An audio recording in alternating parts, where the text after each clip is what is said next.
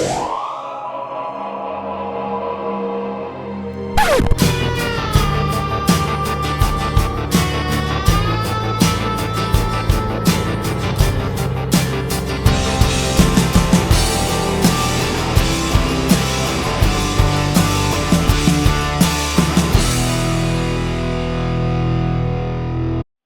there, welcome back to another video. It's been a long while, been very busy, but bought a few bits and pieces, so I thought I'd just show you some of my new acquisitions. And first one up today, we have from Oxford Rail. This was their debut locomotive, and it's the Adams Radial 442 tank locomotive. And we can see the Oxford Rail boxes. It's actually a little bit similar to some of the Bachmann boxes, but obviously a different colour scheme. So they do stand out, and it is nice packaging actually. Again, like the Bachmann boxes, we have the outer cardboard sleeve, inner cardboard sleeve, no polystyrene, that's great. The locomotive's contained within the plastic insert. And then we also have a little bit of paperwork to go with it. We can see here that we have quite an extensive history of the class there. A lot of information and a pretty picture there of one back in the day. And then it also gives a lot of information inside of things like the extra bits that come in a bag, like the brake rigging. It does actually quite comprehensively show you where all these go, and then we've also got a bit of information on oiling and maintenance. I'm going to slide this out now, and this has now become pretty much the de-rigger packaging across the board. There's the little bag of bits that I told you about. There's not an awful lot in here. We've got brake rigging, we've got front and back representation of the 3-link couplings, and then we've got a spare coupling because as it comes, there is no coupling in the front. I actually put one in from the spares box, so I haven't actually opened that.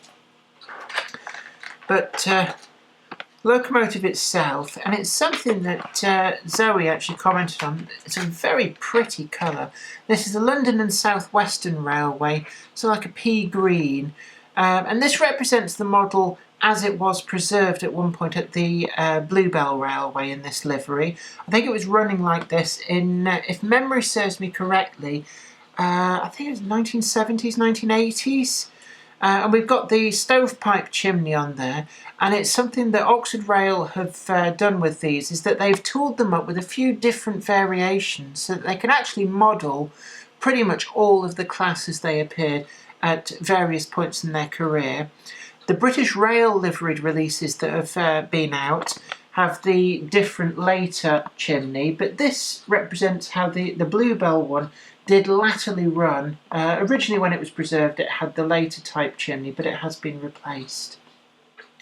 Now we can see it's pretty well built, and I can feel here there's a really good weight to it. So its actual rail holding qualities on the track when I've run it are pretty good. The initial releases in BR livery did suffer initially from a few little problems. One of them was such that there was so little up and down movement on the bogies and the radial accent that it was possible on uneven track work and point work for the driving four wheels to end up being slightly suspended, so it would stop and just spin in the air. With the later releases, such as this London and South Western Railway release, they have addressed a lot of the concerns that were raised, and it's nice to hear that the manufacturer is listening to feedback and doing something about it. Very striking livery, nicely applied. There is lining on this, but it's nicely understated. It doesn't look gaudy in any way. We've got a lot of separately applied details and bits and pieces, and these are all fixed as it comes from the manufacturers. You don't have to put any of this stuff on yourself. One of the things that people did raise was about the big block underneath the boiler there, and that is hiding some of the motor and drive system. And a lot of people, when seeing the very cruel close-ups in the CAD files, were whining and whinging about this, but actually, especially on this livery, it really does not stand out in a bad way because it's painted in the black rather than the green. It actually, from a normal viewing distance, isn't really all that noticeable. The back of the cab is very fine moulding there, very, very thin, you can see that. And the glazing is still flush in there, and that is really nicely done. It's not chunky in any way, it really does work nicely, and I can see when looking closely the detail in there on the cab back, even down to the rivets and everything, is really well done. And we've got the black fittings, which I presume on the real thing allowed these back windows to be opened somewhat to get a through flow of air, especially in summer. The coal load in the bunker is a bit of a flat rendition, but I'm told that this will actually come out. I haven't tried to remove it, but also it is low with the greedy rails around there, so it is possible to crush up some real coal and glue that in yourself to improve the appearance there, but as it is, I quite like that. The buffers are all sprung. They're quite tight there, but you know, I've always said sprung buffers really are something that I think adds to the cost, but doesn't really add anything to the model. Certainly if you keep using the slimline tension lock couplings, the buffers never come into contact with the buffers of the stock. We can see, if we turn it upside down, it's obviously it's gauged for 00, but the way that the valve gear runs, they're on little spigots on the wheels.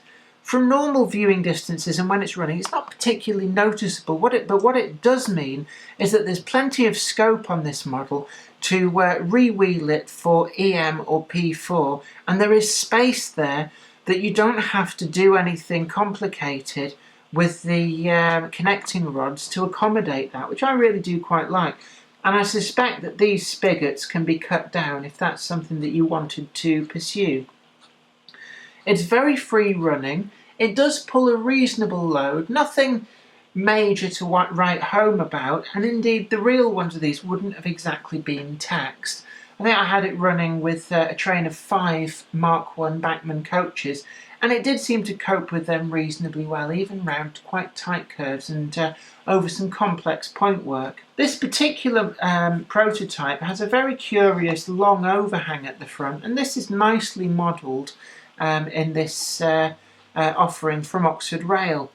The front here is something that they have tooled different versions, and certainly on some of the BR ones I've seen it with different ribs on there, so we're getting a nice representation across the different versions of the class. Now, it doesn't announce its ownership of London and South Western Railway particularly noticeably. Of course, we've got the pea green with the lining, but all we've got is a very understated 488, nicely and neatly printed in a sort of gold colour on the tank sides. This is a perfect addition to any display cabinet or indeed model railway, and it's nice to see manufacturers providing material for those who wish to model the pre-1923 scene.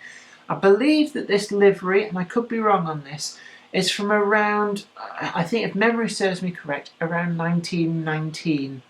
It's just a shame that there aren't that many wagons and coaches available ready to run with these, but hopefully that is something that in time will be addressed. And indeed, Oxford Rail have announced shortly for release a 4-plank North British wagon, which they are releasing in North British Railways colours. So slowly but surely, suitable wagons are appearing, which is really good to see. Overall, I can't really fault this model.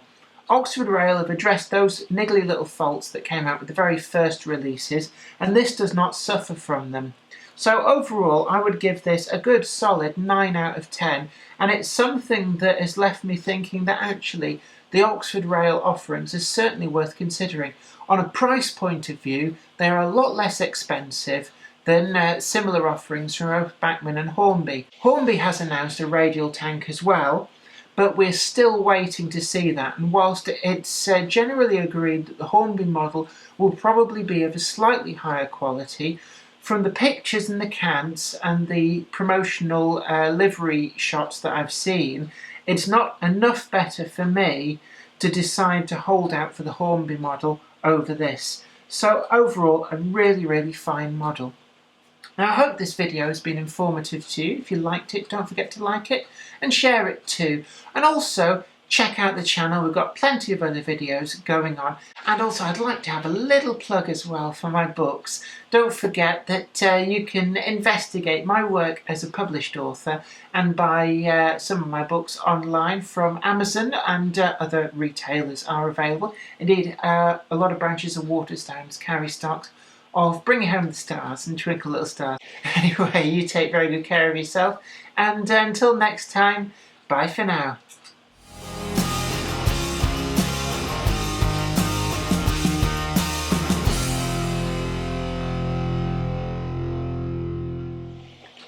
Okay, action. Oh, right, sorry.